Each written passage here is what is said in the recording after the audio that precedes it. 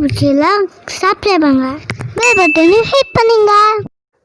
Hello friends, வணக்கம், welcome to all. இன்றைக்கி நாம் சப்பாத்திக்கு ஒரு யம்மியான சைட் டிஷ் எப்படி செய்கிறதுன்னு பார்க்கலாம். பச்சை பட்டாணியை வச்சு இப்போ ஒரு குருமா செய்ய போகிறோம். இது தாபா ஸ்டைலில் ரொம்ப சூப்பராக இருக்கும். குயிக்காக செஞ்சிடலாம். இப்போது பச்சை பட்டாணி சீசனுன்றதுனால நல்ல சீப் ரேட்டில் கிடைக்குது. இதை வச்சு எப்படி ஒரு தாபா ஸ்டைலில் குருமா வைக்கிறதுன்னு பார்க்கலாம். ஒரு பேன் வச்சு 2 டேபிள் ஸ்பூன் அளவுக்கு எண்ணெய் சேர்த்துக்கலாம்.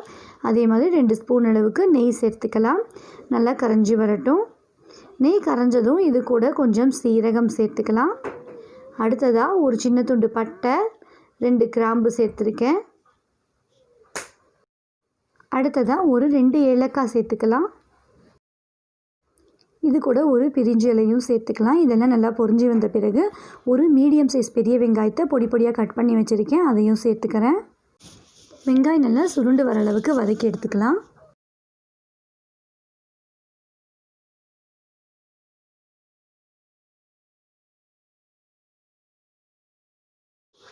இப்போது இது கூட ஒரு பச்சை மிளகாவை கீறி சேர்த்துக்கிறேன். அதையும் சேர்த்து நல்லா வதக்கி விட்டுக்கலாம். இப்போது இது கூட ஒரு அரை ஸ்பூன் அளவுக்கு இஞ்சி பூண்டு பேஸ்ட்டு சேர்த்துக்கிறேன். இஞ்சி பூண்டு பேஸ்ட்டுடைய பச்சை வாசனை போகிற அளவுக்கு வதக்கிட்டு இது கூட 1 ஸ்பூன் அளவுக்கு சீரகப்பொடி, 1.5 ஸ்பூன் அளவுக்கு கொத்தமல்லி பொடி, 1.5 ஸ்பூன் அளவுக்கு கரம் மசாலா, தேவையான அளவுக்கு மிளகாய்த்தூள், கொஞ்சமாக மஞ்சள் தூள் சேர்த்துக்கிட்டு இந்த டிஷ்க்கு தேவையான அளவுக்கு உப்பு சேர்த்து எல்லாத்தையும் நல்லா வதக்கி விட்டுக்கலாம்.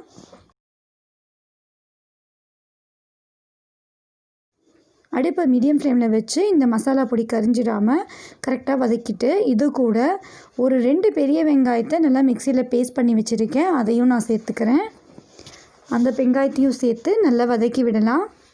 வெங்காயத்துடைய ராஸ்மெல் போகிற அளவுக்கு நல்லா வதக்கிக்கலாம்.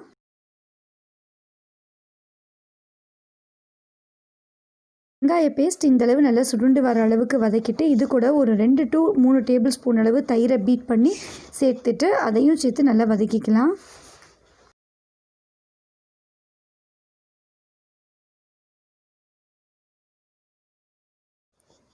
நல்லா வதங்கின பிறகு 2 தக்காளியை மிக்சியில் கிரைண்ட் பண்ணி வச்சுருக்கேன். அதையும் சேர்த்துக்கிறேன். எல்லாமே சேர்த்து ஒரு அரை டம்ளர் அளவுக்கு தண்ணி எக்ஸ்ட்ரா சேர்த்து பச்சை வாசனை போகிற அளவுக்கு நல்லா கொதிக்க விட்டுக்கலாம்.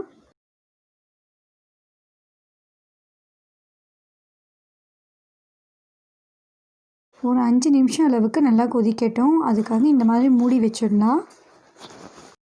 இப்போ ஒரு 5 நிமிஷம் நல்லா கொதிச்சிருச்சு. நம்ம மூடி எடுத்து பார்த்தோம்னா நல்லாவே தெரியுது பாருங்கள்.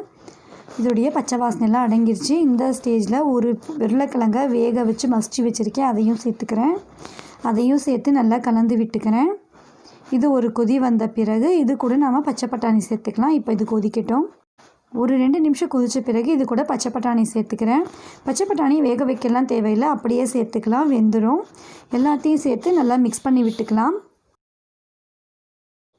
ஒரு அரை கப் தண்ணி சேர்த்துக்கலாம். கொஞ்சம் கிரேவி திக்காக இருக்குது, அதனால் ஒரு அரை கப் தண்ணி சேர்த்து கொதிக்க விடலாம். ஒரு 2-3 நிமிஷம் நல்லா கொதித்து வரட்டும்.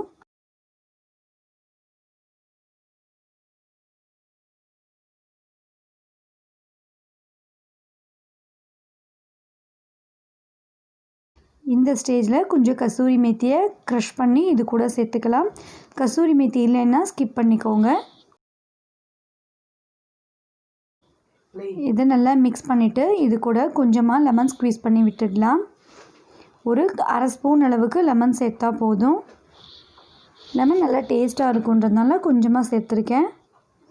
இப்போ இது கொதிக்கிறதுக்குள்ளே நம்ம ஒரு சின்ன தேங்காய் பேஸ்ட் ரெடி பண்ணிடலாம். கொஞ்சம் கசகசா, ஒரு 2 பல் தேங்காய், கொஞ்சம் முந்திரி சேர்த்து நல்லா மையாட்டம் அரைச்சி இது கூட சேர்த்துக்கலாம்.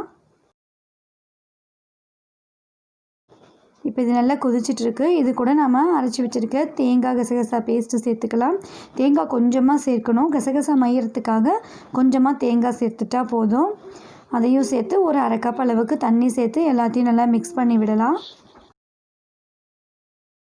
நல்லா மிக்ஸ் பண்ணி விட்டுட்டு உப்பு செக் பண்ணி பார்த்துட்டு ஒரு 2 விசில் மட்டும் விட்டு இறக்கிடலாம். இந்த கிரேவி சப்பாத்தி பரோட்டாவுக்கு சூப்பர் காம்பினேஷனாக இருக்கும். இதை நீங்கள் ஒரு தடவை ட்ரை பண்ணி பாருங்கள். உங்களுக்கு பிடிச்சிருந்ததுனா லைக் பண்ணுங்கள். இப்போ ஒரு 2 விசில் விட்டு ஸ்டீம் அடங்கின பிறகு குக்கர் ஓப்பன் பண்ணுறேன். எப்படி வந்திருக்குன்னு பார்க்கலாம். பார்க்கவே ரொம்ப யம்மியாக இருக்குது. கரெக்டான திக்னஸில் கரெக்டாக இருக்குது பாருங்கள்.